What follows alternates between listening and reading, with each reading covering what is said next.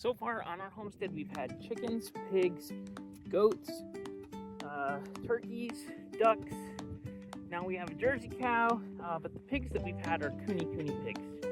And we've bred them several times, but we're deciding that we don't want to keep them anymore. I'm going to break down why we don't really like them as far as production animals and what we're going to do about it in the future. Maybe if you're thinking about getting Kune Kune pigs or you want to raise your own meat, this might be a good video for you too. So now we've had our Kune Kune pigs for about 2 years.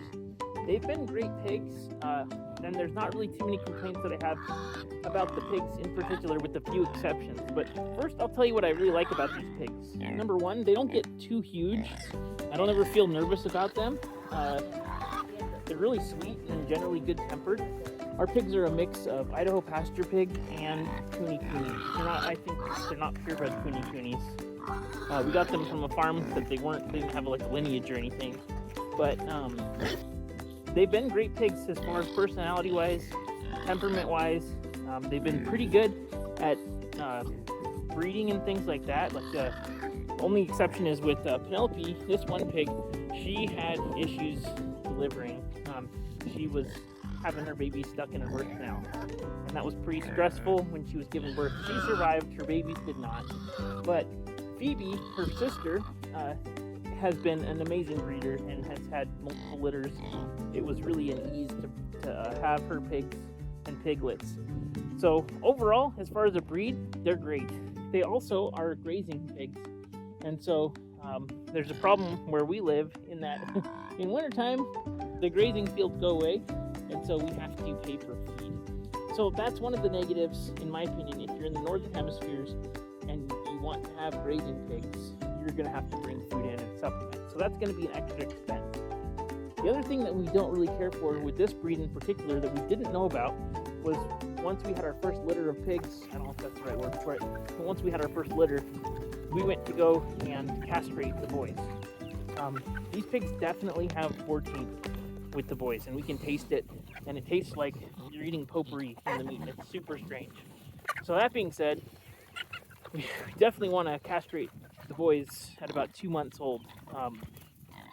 And the problem with our Kune Kune breeds is that they have a genetic abnormality that's super common, that when you go to castrate them, their scrotum opens up into their internal cavity, so their guts spill out. And so we castrated, or tried to castrate, 3 of our 2-month-old pigs, and we ended up having to butcher them because they were going to die because their internal organs popped out of a hernia. So they actually have a hernia is what it is, and so that is rough. So for the boys, we can't really castrate them unless we're going to pay for a veterinarian to come and castrate them. So that's not ideal for us. We don't like that because we have limited veterinary options out here. There are mobile vets and things, but they're super busy and just adds expense to raising the pigs. So I'm sure there's ways of doing it that's far more cost effective. As far as infrastructure goes, they don't need much. Hey little buddy, that's Pua. I mean, they're really, really sweet. So like, if you wanted them as a pet, I can't recommend them enough. If you have vets that are close by that can help you to surgically castrate without having a hernia, that's also a good option. But you definitely gonna have to castrate if you want to eat the boars, because the boar taint is strong and noticeable. We just butchered one of our 4-month-old boys. We had a 4-month-old, and we thought we'll butcher him before he gets a boar taint. And it was very strong, and so unfortunately we didn't like the taste of the meat, and so it becomes dog food at that point. So when it comes to feeding these pigs though, and especially supplementing their diet during these winter seasons, because they are out rooting and stuff and there's just nothing for them to eat, so they'll tear up the ground. And typically when the grass is tall and things, that's not an issue, but during winter seasons like this, they tear up the ground pretty strong. Now, Pua, he is the son of a guy named Chorizo, who we did butcher, our first pig that we butchered with a professional butcher. And he his dad had tons of boar taint, which was unfortunate. We still have his meat in the freezer, and we eat it every once in a while, but it's strong, so you have to like put a lot of seasoning with it. But his dad was more an Idaho pasture pig, and as a result, he just dug big holes in rooting. So the Kunekune breed in particular doesn't root as much, but they still need a lot of feed supplement.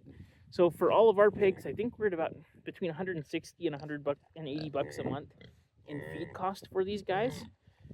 And especially for Pua, he's good for breeding because it's just so friendly and sweet.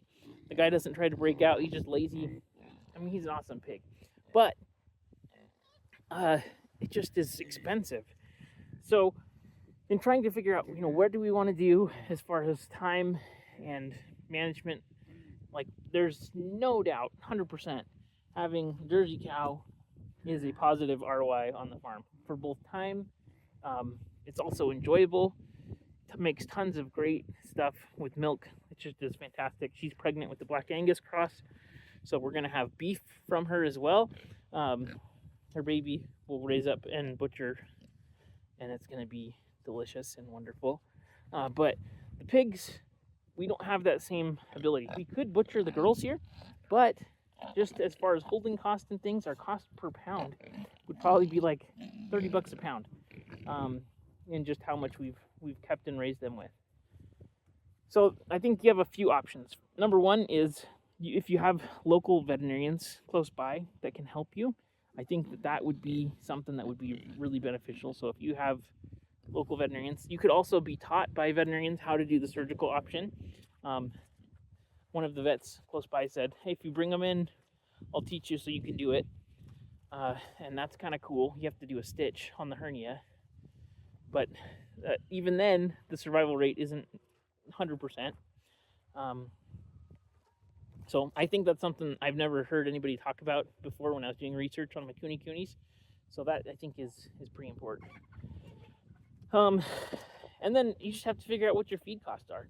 If you can find places that you can get scrap food from to supplement their food and calories and keep them going through the winter, or if you live in a southern hemisphere that has good pasture all year round, that's going to be very different. But up in northern Idaho, we have to supplement a ton, and so I think that's just really important to consider.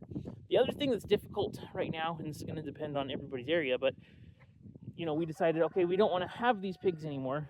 What should we do with them?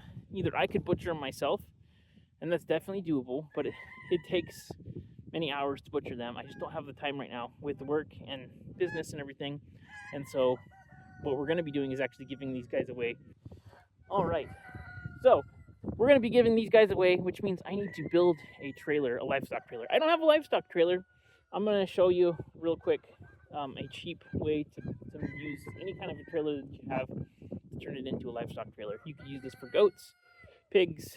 I wouldn't use it for horses or cows, but any kind of small animals, this will work just great. That leads me to my last point too, by the way. So finding a butcher who can actually butcher it for you, you have to pre-plan, because most butchers across the country, from people that I've heard, and also just in this immediate area too, we have butchers all over the place, but they're backed up 5-6 months as far as having time slots to butcher animals for you. So if you don't want to butcher it yourself, it's going to be a serious amount of planning. So always take that into consideration for holding costs. Even if you get free pigs, like the people we're giving them to, they're not going to be able to get them into the butcher for 5 or 6 months. So they're going to have to hold it and raise them in that time, and they're going to take them to the butcher. These people we're buying from don't mind boar taint. And that's one thing too. If you don't mind boar taint and you can't taste it, I think only like 60% of the population or something can taste it, then it doesn't matter for you. So let's get to building a trailer for these guys. If you have any questions or thoughts about Cooney Coonies, comment down below. But I think ultimately, Joel Salatin says it best when he says, if it doesn't make a profit, it doesn't leave the farm. And as far as cost, there's definitely benefit to being self-sufficient. There's definitely benefit to having your own meat source.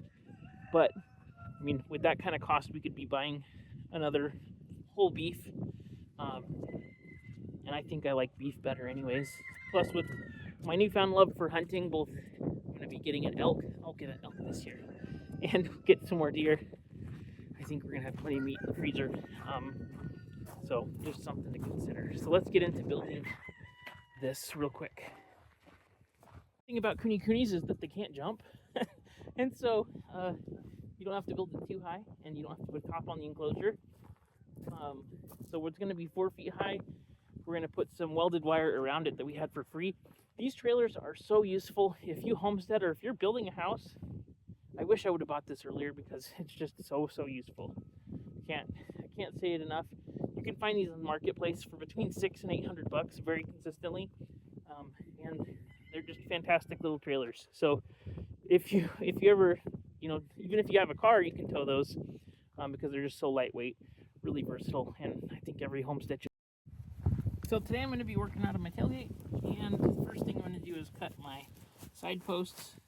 It's freezing today, so I'm wearing gloves to keep my hands from going numb.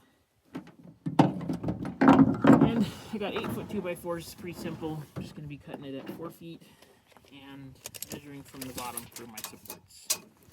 So let's get this going. 4 feet right here. Base support at 12.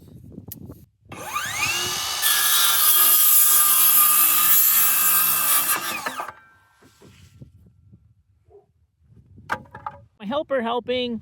Okay, so these are all of our posts that we're cutting, bud. I've got the corners marked out for heights. We're gonna do this the super simple way. Let's get this going.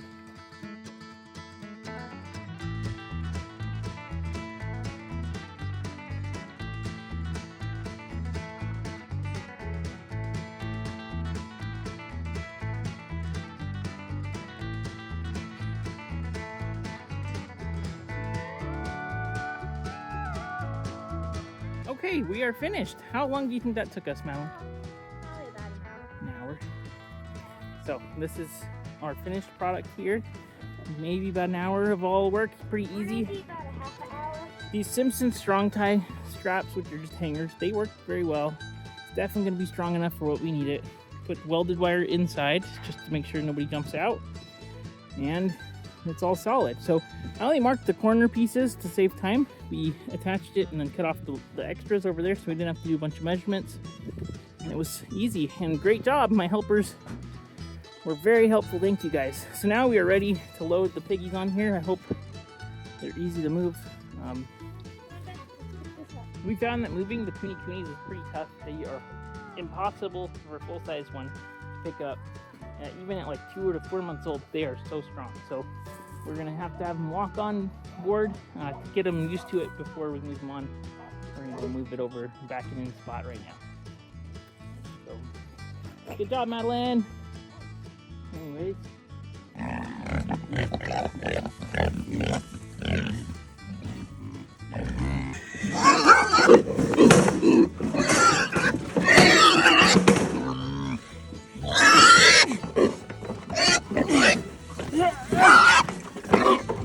Get away.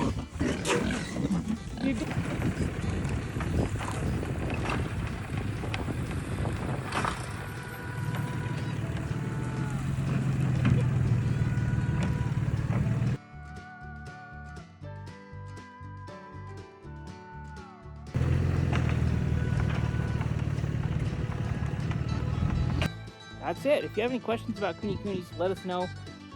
Definitely think they're a great breed of pig. It's just about determining what you want to raise, what you have time for, and what your return on investment is on stuff. There's definitely better ways than we could have done it, but how we did it. There you go. All right. Have a great one.